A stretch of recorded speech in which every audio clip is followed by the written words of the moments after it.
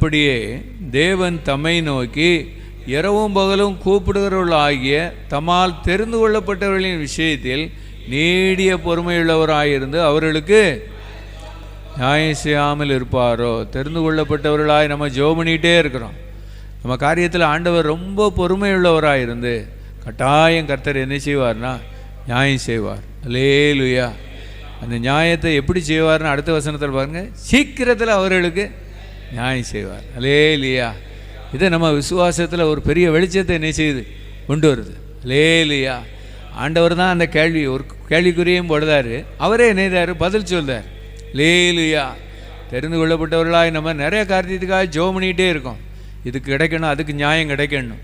இது எல்லாத்துக்கும் ஆண்டவர் எவ்வளோ என்ன காலத்தை வச்சுருக்காரு அப்படின்னா வருஷக்கணக்கில் சீக்கிரத்தில் உங்களுக்கு என்ன செய்வார் நியாயம் செய்வார். கரங்களை உயர்த்தி நம்ம ஜெபம் பண்ணுவோமா?